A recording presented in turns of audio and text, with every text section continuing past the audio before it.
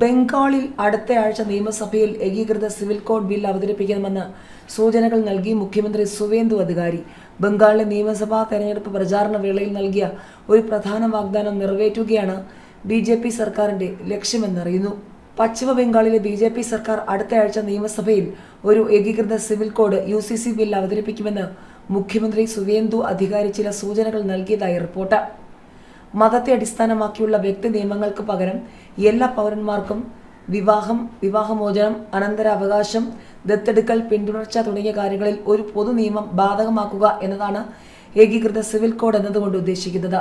ഇതനുസരിച്ച് വിവാഹം, വിവാഹമോചനം, പാരമ്പര്യ സ്വത്തുക്കളുടെയും ഭൂമിയുടെയും കൈമാറ്റം എന്നിവയ്ക്ക് ബംഗാളിലെ എല്ലാ മതങ്ങളിൽപ്പെട്ട പൗരന്മാർക്കും ഒരു നിയമം ബാധകമാക്കും. അതായത് ഒരാൾ നിരവധി സ്ത്രീകളെ വിവാഹം കഴിക്കൽ, പ്രായപൂർത്തിയാകാത്ത ശൈശവ വിവാഹം എന്നിവ സ്വാഭാവികമായും നിയമവിരുദ്ധമാകും.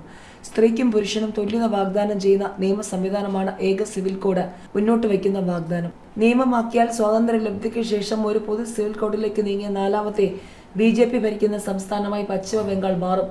2024 ഫെബ്രുവരിയിൽ ഒരു UCC നിയമം പാസാക്കിയ ആദ്യ സംസ്ഥാനമായി ഉത്തരാഖണ്ഡ് മാറി.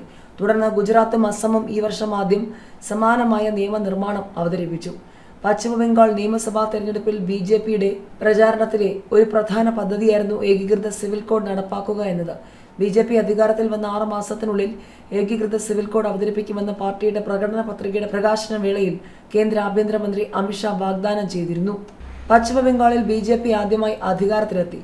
നിയമസഭാ തെരഞ്ഞെടുപ്പിൽ പ്രഖ്യാപിച്ച 293 സീറ്റുകളിൽ 207 നേടി തൃണമൂൽ കോൺഗ്രസിന്റെ 15 വർഷത്തെ ഭരണം അവസാനിപ്പിച്ചു. ഫാൽട്ട നിയമസഭാ റീപോളിൽ പാർട്ടി വിജയിച്ചതിനു ശേഷം അവരുടെ എണ്ണം പിന്നീട് 208 ഉയർന്നു. TMC വെറും 80 സീറ്റുകളായി ചുരുങ്ങി.